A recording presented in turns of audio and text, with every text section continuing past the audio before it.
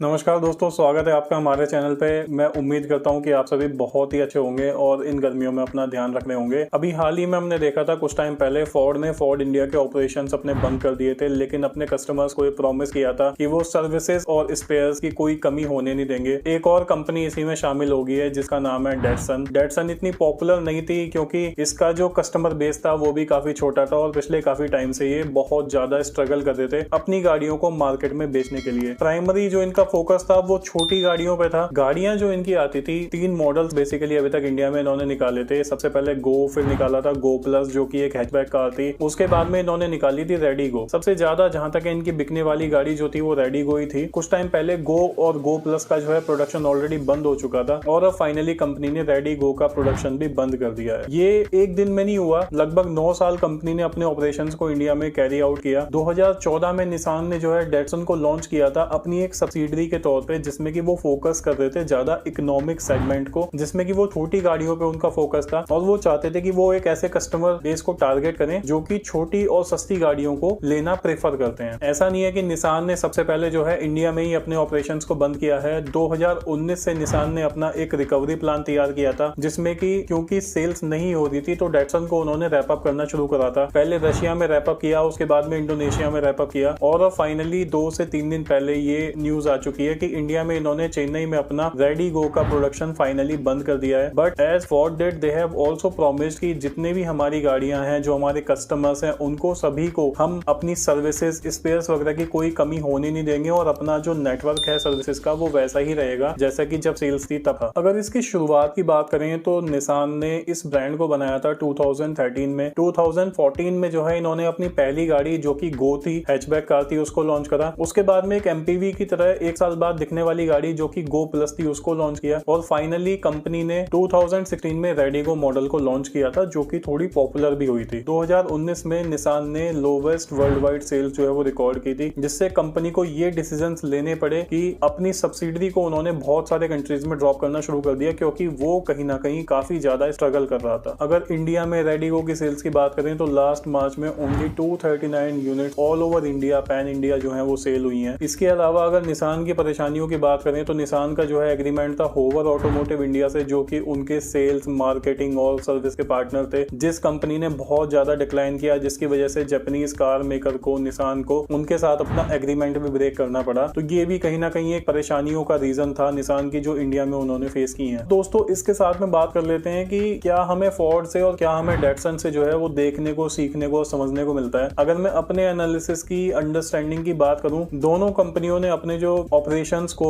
यानी कि sales operations को जो रैप अप किया तो दोनों में ही कुछ सिमिलैरिटीज आपको देखने को मिलती हैं। पहली सिमिलैरिटी ये है कि उन्होंने काफी लंबे टाइम से अपने कोई नए प्रोडक्ट्स जो हैं वो मार्केट में नहीं उतारे। आप ये देखो, 9 साल जो है कंपनी ने इंडिया में अपना काम किया और सिर्फ 3 मॉडल्स के सहारे ये कंपनी चल रही थी। तो change is something that you should always adapt and change is permanent. कभी कोई नए मॉडल्स नहीं उतारे, उनमें ज्यादा फेसलिफ्ट वगैरह लॉन्च नहीं करे। फोर्ड का भी अगर देखा जाए तो उन्होंने भी बहुत ज्यादा पिछले 3-4 साल से कभी किसी नए मॉडल के साथ में अपना स्टार्ट नहीं किया। इकोस्पोर्ट, एंडेवर, फिगो, यही कुछ 3-4 गाड़ियां थी जिसके भरोसे उनका काम चल रहा था। उसके अलावा यहाँ पे भी अगर देखा जाए तो 3 ही गाड़ियां थी डेटसन के पास भी। उसके अलावा एक जो सबसे बड़ा रीजन है जो मेरे को लगता है इनके ऑपरेशंस को रैप अप होने का, जो इन्होंने सेगमेंट टारगेट किया, वहां ऑलरेडी जो है वो दिग्गज कंपनियां बैठी हुई हैं। अगर यहाँ पर रेडी गो, रेडी या फिर उसकी बात की जाए गो प्लस वगैरह की, तो यहाँ पे अगर आप देखोगे एल्टो, वैगनार, क्विड, सेंट्रो, ये दिग्गज कार्स हैं जो बैठी हुई हैं। मतलब अगर किसी को 1% मान लिया जाए कि मारुति की वैगनार या फिर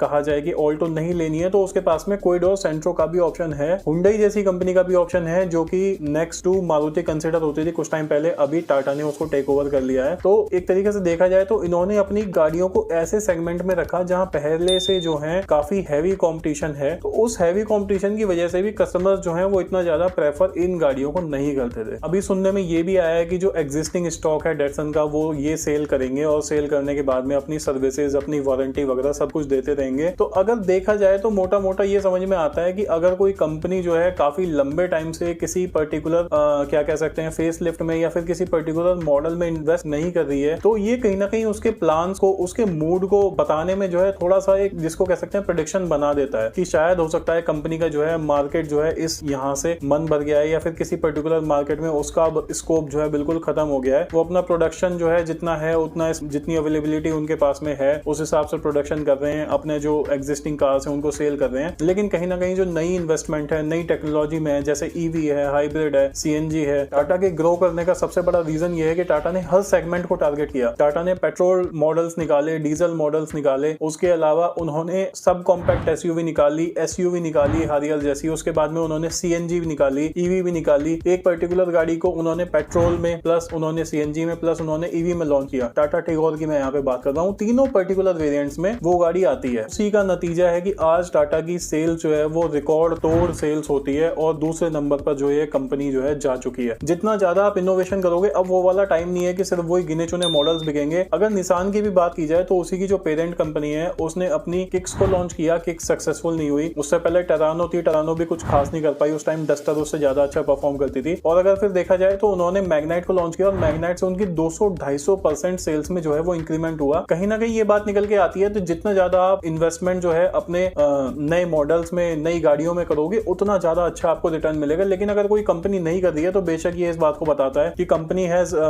started to planning shutting their operations in a particular market और if they are not interested in investing with in new technology. तो दोस्तों इस वीडियो में इतना ही। बुरा उन लोगों के लिए लगता है जिन लोगों ने अब गाड़ियों में इन्वेस्ट किया है और उससे भी ज्यादा बुरा उन लोगों के लिए लगता है जो लोग उस कंपनी में एम्प्लॉयज थे। आई होप कि उन सभी को अच्छे से कंपनसेट किया जाए या फिर they are well able to relocate their jobs in other companies and like that. Datsun का तो फिर भी इतना ज्यादा नेटवर्क नहीं था। उसके अलावा जब फोर्ड ने इंडिया में अपने ऑपरेशंस को शट किया था तो काफी लोग जो सारे के सारे सर्विस सेंटर्स होते हैं, उसके अलावा जितने भी आपके शोरूम्स होते हैं, there is a lot of workforce involved in that. So बुरा उन लोगों के लिए ज्यादा लगता है। कंपनीज तो शट डाउन कर देती हैं तो उनको तो इतना फर्क नहीं पड़ता और उनको कोई ऐसा लॉस भी नहीं होता। They just sell their stuff and then leave India like that. जो भी मेरे दोस्त इस वीडियो को देख रहे हैं, आई होप कि अगर आप कोई कार बाई करना चाहते हो तो आप ऐसी कंपनीज के साथ में जाओ जिनका फ्यूचर स्कोप अच्छा हो थोड़ा और आपको आगे जाके कोई प्रॉब्लम ना हो। Thank you so much for watching the video guys. If you like to see more of such content, please do subscribe this channel and press the bell icon to receive the notifications. Bye bye, take care of yourself and I always say drive safe. Bye bye.